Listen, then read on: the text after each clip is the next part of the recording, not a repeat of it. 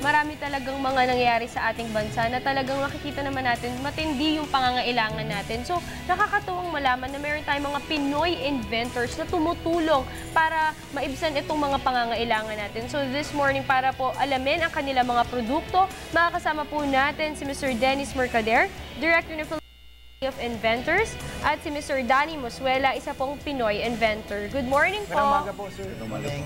Yes. Sir, siguro maganda muna nga mapakita niyo muna po yung mga dala niyo mga inventions nga po, at siguro ma-explain niyo po kung ano po ang klaseng tulong na maibibigay nito, lalo na sa ating mga kapatid na naapektuhan nga ng bagyong Yolanda. Yes, sir. Unang-una po ay nagpapasalamat ako kay Secretary Vic Salvacion at napadalaw sa aming showroom sa kooperatiba. At una-una pong naipadala doon ay ang produkto po ng Plantex na kung saan ay maabot ng 12 na tig 1,200 na organic chemical na kung saan pang-spray doon sa mga nangangamoy na doon sa lugar, pang-disinfectant, pang-tanggal ng mga virus o bakterya. At ang pangalawa ay i-deliver na namin bukas yung hinihiling po nila na solar-powered na pailaw doon sa mga tent city. In fact, may dala ko rito, ayan sa likod natin, yung pong ating, poste. No? Kasi yung sa bawat tent, sa pagitan niya may poste para nasa gano'n, mayroon na rin silang street light. Yes, may ilaw sa bawat tent, may street light. At the same time, yung pong ating box, katulad po nito, no? Yung solar-powered na set na to, ay pwede ka na magpailaw ng dalawang ilaw. Ilang watts po yan? Yung ganito po. Ang ilaw nito, 10 watts yung kanyang set. Tapos, pwede kang gumamit ng dalawang ilaw at pwede kang mag-charge ng cellphone dito. So, for example, nag-brown out po at na-charge ito through solar, tatagal po siya ng 12 hours. Pagka dalawa pong ilaw, tatagal po ng 12 hours. Pag isang ilaw lang po, Pagka isang ilaw, aabutin siya ng mga, sabi, doble, mga 24 hours. 24 hours. Yan. At the same time, pwede nyo itong gamitin as flashlight in case of emergency. Ito. Tapos pwede pa tayo mag-charge kasi parang lahat na ng gadgets pwede dyan. May cellphone, iPad, tapos may dalawang ilaw. Pag binili po nila yan, ano po yung mga package na kasama dyan? Kasama na po yung solar panel. Nakita natin dito. Kasama na itong solar panel natin.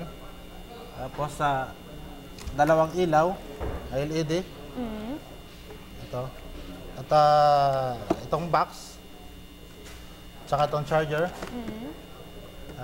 Ito naman ay pinapakita ko lang na pwedeng gamitin ng mga magulang kapag meron silang sanggol na ayaw nilang mainitan. No? Pero yan hindi po additional kasama. accessories. Added accessories to. Tapos, pwede rin silang mag-charge dito o gumamit ng nebulizer. Okay, so mga may hika. May hika. Nebulizer, Pag yes. mga emergency. Pero sir, ito po matanong ko, dahil yun yung pinakita natin na solar panel. So, ibig sabihin, kahit nga walang kuryente, pwede natin gamitin ito kasi charge natin gamit ang araw panel, talaga. Pero ang charging po nitong itong unit na ito ay gaano katagal usually mula sa solar panels? Usually, mga 4 na oras lang. And then fully charged na po ito. Fully charged. And Ngayon, during may araw, pwede mo nang gamitin. Okay, habang kung gusto mong nag-charge. Sir, ito naman, nasa harapan natin, meron tayong nakikitang mga products dito sa harap. Ano po itong mga to? Actually, mga produkto to ng mga kasamahan namin ay gusto ko sanang ipagbigay alam sa ating mga tagapanood na mayroon po tayong showroom ng mga Filipino inventors. Diyan po sa panulakan po ng West Avenue at Quezon Avenue sa may ground floor ng Delta Building. Marami po tayong mga technology doon na pwede po nilang makita na pwede nilang magamit sa pang-araw-araw nilang buhay. Alright, si Mr. Danny naman, isa rin po ang Pinoy inventor at dala-dala po niya ang kanyang imbensyon na super kalan. Ano naman po ito, Mr. Danny? Magandang inyo. Nais ko pong pasalamatan din kayo para mabigyan niyo po, dahil nabigyan niyo po kami ng pagkakataon na i-showcase po yung aming mga inventions. Na alam po namin na makakatulong po ngayon sa mga pangyayari lately. No? Ito pong super kalan, ito po ay biomass gasifier.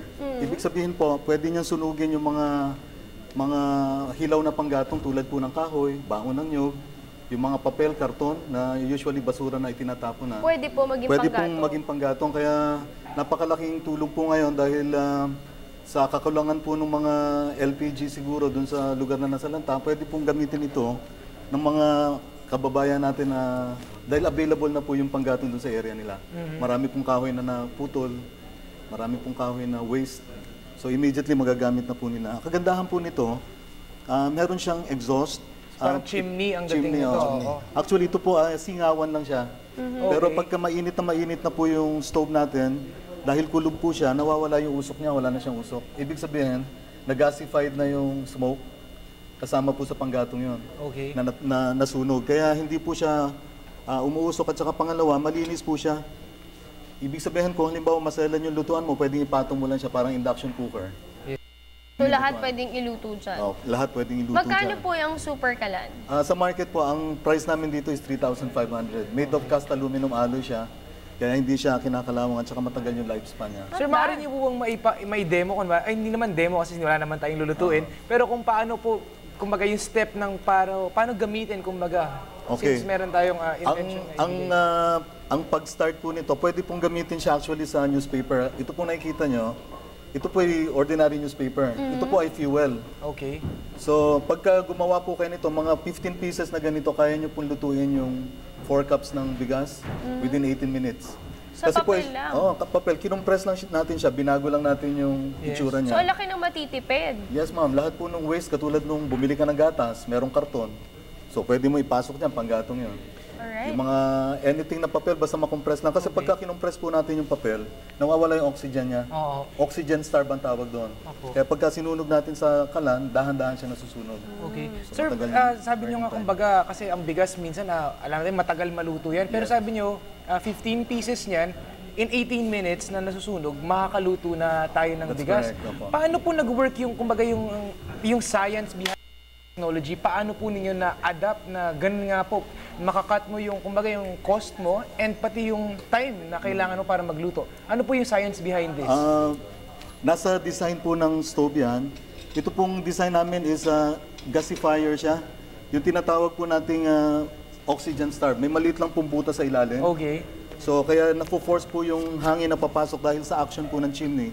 Ang principle kasi ng heat, lahat yan pataas eh. Pataas, correct. So pagka uminit po yung air dito sa loob ng chimney, tataas siya, yung na-displace na hangin, papasok po doon sa maliit na butas sa baba. Okay. So merong continuous combustion po doon sa loob dahil at continuously nagfo-flow yung air niya. Oo. Pagkatapos nakukulob siya, kaya may papansin po natin may bakal po sa loob na cast iron. Opo. Nako-confine po yung heat kaya umaabot ng mga 800 to 1,000 degrees ang apoy. Okay. So Ang init talagang po sa loob. mainit talaga yung taas. So kumbaga since yung kasay nga is a conductor, since it's a metal, so sobrang init na nga kagad ng sir. conductor. Tsaka kaya maski maliit na fuel ang ilagay mo, kaya mga papel, na ma-maximize yung heat dahil kulob siya. Sir, nasabi natin kanina na marami nga nangangailangan, lalo ng mga Typhoon Yolanda victims. Kamusta po ang nag-distribute po ba tayo ng ating unit na super kalan? O meron na po tayong mga kinakausap para tulungan natin yung mga kababayan natin? Ayun po ang aming intention ngayon, kaya nandito po kami sa Manila ngayon dahil may kakausapin po kami na maaring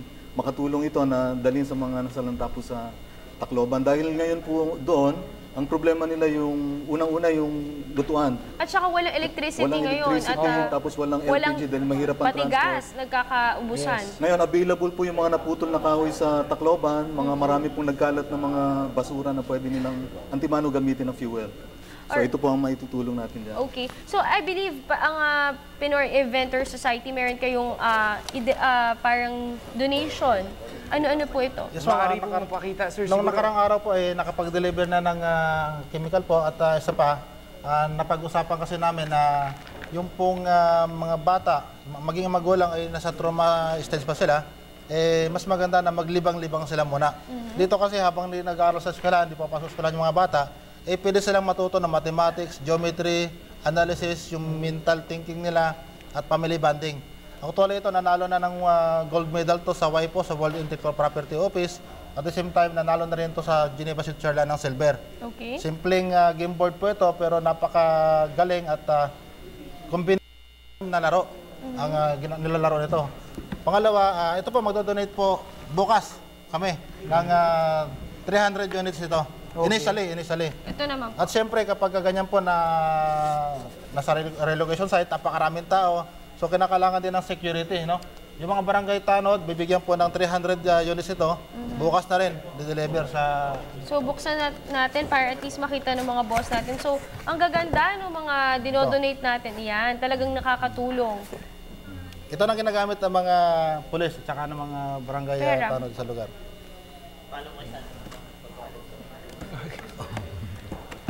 Batuta. Ha. Hindi yan mo rin. Okay na. And of course, meron din tayong mga produkto. Ito kasama po ba sa mga idodonate? Yung pong nag-donate po ng 2 truck na organic chemical, no? Ito po yung Plantex. Okay. Ito. Tapos, Plantex, ano po yan? Isang mul- sabon. multipurpose po yan eh. Marami siyang gamit eh. Hindi ko lang kabisado lahat. Pero kasi member namin ng kooperatiba yan. Tapos isa rin na pwedeng gamitin na doon. Siyempre, nabubugbog sila. Nabubugbog, masakit ang katawan. Ito, gamit ko personal yung Herbocido na sa organic din na langis. Opo. Meron din tayong water purifier disinfectant. So, Yes, ma'am. ano to? Any water, i-drop lang natin kung malilinis siya. Kapag ang tubig po, let's say balon, galing sa puso, pwede mong patakan yan para bumaba yung mamatay yung mga bakterya, lumilinaw siya na pwede mong inumin. Drinking water. Ito naman chia seeds. Ito naman chia seed, ito po yung pagkain ng mga sinaunang tao na ang lalakas ng mga katawan nila. Pwede rin gamitin to ng konting tubig lang. Kahit laway mo ng matutunaw na yan at makaka-recover ka ng lakas. Okay. So magandang bagay sa survival. Ito naman ay isang produkto ng membro namin, yung cocoa sugar naman ito. Ano naman po yan? Cocoa sugar is organic sugar na hindi nakakasira ng katawan at hindi delikado sa mga may diabetes. Actually, marami pa ho tayong mga produkto doon na makikita sa ating showroom.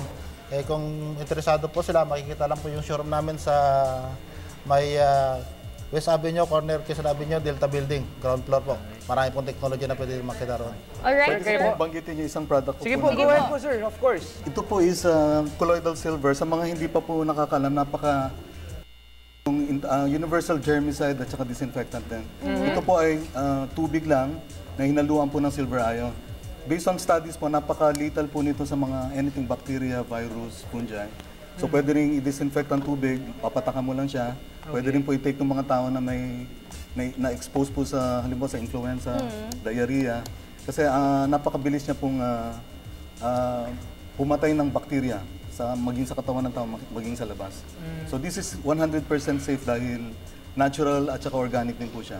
Alright. 100% water lang at saka silver ion. Yeah, I'm sure kailangan din natin yun kasi yun nga, parang disinfectant nga. Kumbaga, mas Hindi, importante tsaka nang nakita hindi na natin makakuha ng iba pang klaseng mga sakit. Oo, at saka nakita naman natin yung kakulangan or yung shortage talaga na nagaganap ngayon, lalo dun sa mga kababayan natin sa affected areas sa Visayas. And of course, we encourage our viewers, yung mga boss natin na sana they make time para tingnan itong mga inventions na ito dahil talagang gawang Pilipino, tatak Pinoy at talagang makikita mo na ang gagaling. At kaya nila makipag-compete Yes. world class. So, siguro any final message at siguro invite na rin natin ulit sila sa ating showroom.